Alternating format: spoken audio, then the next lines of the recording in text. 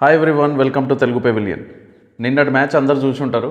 దాదాపుగా ఫస్ట్లో స్టార్టింగ్ చూడగానే నాకైతే అనిపించింది ఇదేదో మ్యాచ్ క్లోజ్ వరకు వస్తుంది, లేదంటే టైట్ అవుతుంది, లేదంటే ఎస్ఆర్హెచ్ ఓడిపోయే ఛాన్స్ ఉంది అని నేను అనుకున్నా. కానీ విపరీతంగా ఎంజాయ్ చేసాం ఫస్ట్ ఓవర్ నుంచి లాస్ట్ ఓవర్ వరకు. అంటే 18.3లో చేజ్ చేశారు. 18.3 వరకు ఎంజాయ్ చేసిన మ్యాచ్ అంటే సూపర్ మ్యాచ్ ఇది.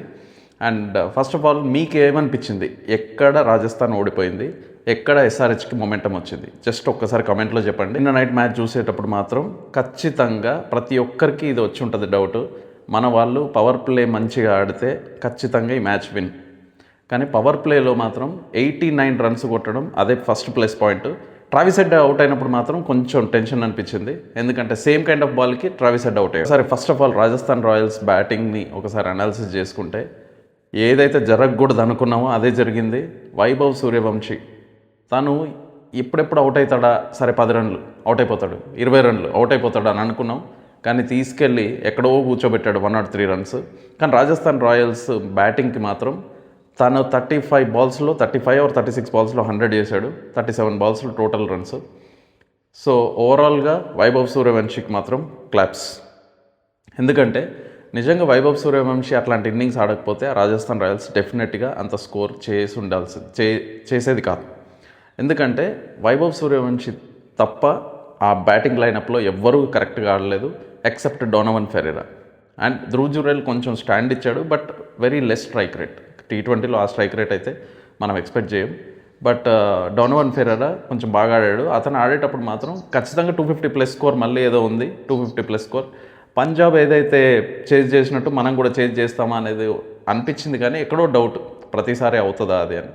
కానీ 250 స్కోర్ మాత్రం మన బౌలర్స్ నిజంగా చాలా కష్టపడ్డారు. ఎస్పెషల్లీ కెప్టెన్గా కంబ్యాక్ ఇచ్చిన ప్యాట్ కమిన్స్ మాత్రం excellent bowling. Test match length bowling వేశాడు పవర్ ప్లేలో. 10 రన్స్ అండ్ 12 రన్స్ ఏదో కొట్టినట్టున్నారు ఫస్ట్ ఓవర్ సెకండ్ ఓవర్, తర్వాత మళ్ళీ కంట్రోల్ చేశాడు. అగైన్ ఎస్ఆర్హెచ్ బౌలింగ్ విషయానికి వస్తే ప్రఫుల్ హింగే మళ్ళీ తనని టార్గెట్ చేసినట్టే గుర్తు. ఎందుకంటే తను టార్గెట్ చేసినట్టే అనిపించింది.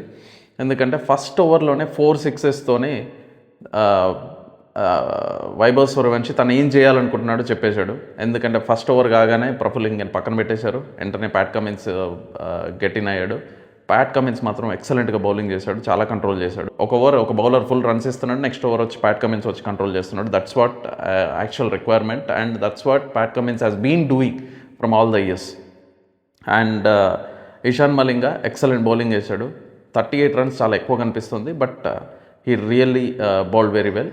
శివాంగ్ కుమార్ ఏదన్నా కొంచెం వేరియేషన్ చూపించేసి రన్స్ కంట్రోల్ చేస్తాడేమో అని అనుకున్నా. కానీ తను వేసిన 2 ఓవర్స్లో 31 రన్స్ ఇచ్చేసరికి వెంటనే శివాంగ్ కుమార్ని పక్కన పెట్టారు. ఎందుకంటే స్పిన్ ఎవరు వేసినా కూడా అందులో కొట్టేస్తున్నారు. ఎస్పెషల్లీ ఈవెన్ రాజస్థాన్ వాళ్ళు కూడా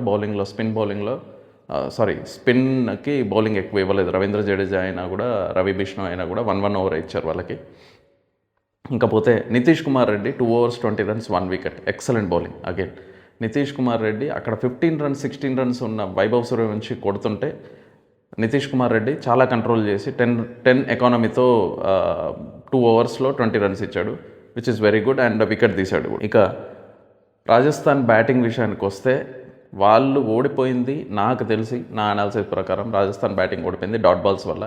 ఆల్మోస్ట్ 40 డాట్ బాల్స్ ఏమో ఆడారు వాళ్ళు. సో రాజస్థాన్ ఓడిపోయింది డాట్ బాల్స్ వల్ల. ప్లస్ ఎస్పెషల్లీ సింగిల్స్ కూడా వాళ్ళు తీయలేదు, చాలా డాట్ బాల్స్ అయ్యేసరికి. ఆ డాట్ బాల్స్లో కనీసం ఒక 50% కన్వర్షన్ అయినా కూడా స్కోర్ 250 వరకు వెళ్ళిపోతుండే. So that will be a huge boost for their total runs. So ఇది ఫస్ట్ ఇన్నింగ్స్ విషయానికి వస్తే 228 for 6 కొట్టారు. అండ్ ఇంకా సన్ రైజర్స్ విషయానికి వస్తే first over first ball Travis Head out అయ్యే ప్రమాదం నుంచి తప్పించుకున్నాడు. ఫస్ట్ ఓవర్ ఫస్ట్ బాల్ అయిపోయింది. ట్రావిస్ హెడ్ కొంచెం ఫామ్లో లేడు, ఇప్పటివరకు ఇంకా ఫామ్లోకి రాలేదు. ఈ మ్యాచ్లో వస్తాడని గట్ ఫీలింగ్ అనిపించింది. నేను మ్యాచ్ చూసేటప్పుడు కూడా ఫ్రెండ్స్తో చెప్పాను ఏంటంటే ఖచ్చితంగా ట్రావిస్ హెడ్ ఈరోజు కంబ్యాక్ చూడబోతున్నామని. చూస్తే ఫస్ట్ జోఫ్రా ఆర్చర్ వేసిన ఫస్ట్ ఓవర్ ఫస్ట్ బాల్కే స్నిక్ అయింది, but Dhruv Jurel catch miss చేశాడు. But same kind of ball again in the same over తను అవుట్ అయిపోయాడు. ఇంకా అక్కడ నాకైతే అనిపించింది ఏంటంటే 10 ఓవర్స్లో మన వాళ్ళు ఒక 100 వరకు వెళ్ళిపోతారేమో, లేదంటే 80, 90 వీళ్ళిద్దరు ఆడితే అభిషేక్ శర్మ అండ్ ఇషాన్ కిషన్. కానీ అనుకున్న దానికన్నా ఇంకొక 5-10% ఎక్కువ ఆడారు అభిషేక్ శర్మ, ఇషాన్ కిషన్. ఎస్పెషల్లీ ఇషాన్ కిషన్ తన స్ట్రైక్ రేట్ 200+ స్ట్రైక్ రేట్తో వాళ్ళు రాజస్థాన్ వాళ్ళు కంప్లీట్ సిక్సర్ల మీద ఉంటే మన వాళ్ళు కంప్లీట్ ఫోర్స్ చాలా ఫోర్స్ కొట్టారు. Literally 11 boundaries Ishan Kishan and 11 boundaries Abhishek Sharma. ప్రతిసారి 6లు ఎక్కువ కొట్టే అభిషేక్ శర్మ ఈసారి 4లు ఎక్కువ కొట్టాడు.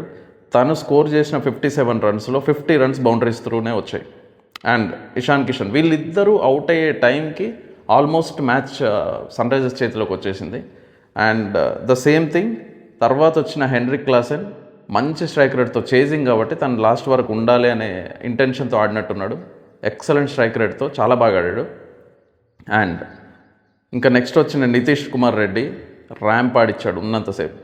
నిజంగా ఒక్కొక్కసారి అనిపిస్తుంది నితీష్ కాన్ఫిడెన్స్ చూస్తుంటే తను యూజువల్గా మేబీ ఇంకో 1-2 ఇయర్స్లో కనీసం తను ఊహించని స్థాయికి వెళ్ళిపోతాడేమో అని అనిపిస్తుంది. ఎందుకంటే బౌలింగ్లో ప్రాపర్గా పేస్ పెంచుకున్నాడు అండ్ 140s వేస్తున్నాడు. ఎస్పెషల్లీ టెస్ట్ మ్యాచెస్లో ఇది చాలా ఇంపార్టెంట్. అండ్ బ్యాటింగ్లో ఏ సిచ్యువేషన్లో వచ్చినా ఆడుతున్నాడు. స్లాగ్ ఓవర్లో ఆడుతున్నాడు, మిడిల్ ఓవర్లో ఆడుతున్నాడు, యాంకరింగ్ చేస్తున్నాడు.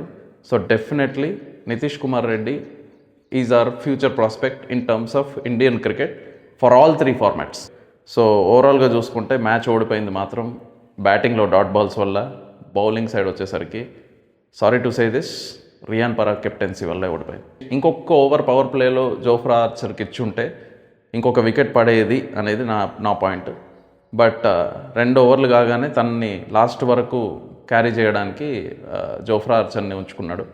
సో అక్కడే మొమెంటం ఎస్ఆర్హెచ్ సైడ్ వెళ్ళిపోయింది. ఎందుకంటే ఫస్ట్ 3 ఓవర్స్ వరకు అభిషేక్ శర్మకి అంత కనిపించలేదు, కాన్ఫిడెంట్గా బ్యాటింగ్ చేస్తున్నట్టు కనిపించలేదు. బట్ 4th ఓవర్ నుంచి మాత్రం ర్యాంప్ ఆడిచ్చాడు. సో ఇది ఓవరాల్ నిన్నటి మ్యాచ్. మనం అనుకున్నట్టు 300 కొడతారో లేదో అని పక్కన పెడితే ఫస్ట్ రాజస్థాన్ బ్యాటింగ్ చేస్తుంటే వీళ్ళు ఎక్కడ 300 ఫస్ట్ కొట్టేస్తారేమోనని భయమైంది.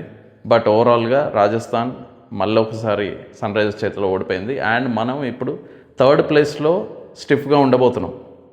ఎందుకంటే 3rdకి 4thకి ఇప్పుడు 2 పాయింట్స్ డిఫరెన్స్ ఉంది కాబట్టి సేమ్ మ్యాచెస్ ఆడినాం, 2 పాయింట్స్ డిఫరెన్స్ ఉంది. అండ్ బెటర్ రన్ రేట్, చాలా చాలా చాలా బెటర్ రన్ రేట్ ఉంది.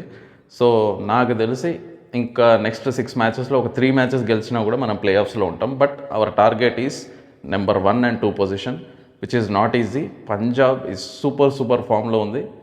అండ్ బెంగళూరు కూడా మంచి ఫామ్లో ఉంది. బట్ బెంగళూరు ఆడాల్సిన మ్యాచెస్ అన్నీ చిన్నస్వామి స్టేడియంలో అయిపోయినట్టున్నాయి. జస్ట్ 1 మ్యాచ్ ఉన్నట్టుంది. ఇంకా ఇప్పుడు అసలు కథ మొదలవుతుంది బెంగళూరుది. సో మనకు ఫేర్ ఛాన్స్ ఉంది 2nd ప్లేస్కి వెళ్ళడానికి. 1st place maybe out of the question, but 2nd place వెళ్ళడానికి మాత్రం మనకు ఛాన్స్ ఉంది. Let's hope we go there and మనం కూడా క్వాలిఫైయర్ 1 ఆడాలనే కోరుకుందాం. So thank you very much. మీ ఒపీనియన్ ఆర్ మీ కామెంట్స్ ఆర్ మీ సజెషన్స్ ఏమైనా ఉంటే మాత్రం ఖచ్చితంగా కామెంట్స్లో చెప్పండి. So thank you everyone, thank you. Stay tuned to Telugu pavilion. ఛానల్ని సబ్స్క్రైబ్ చేసుకోండి, లైక్ చేయండి, కామెంట్ చేయండి. Thank you very much.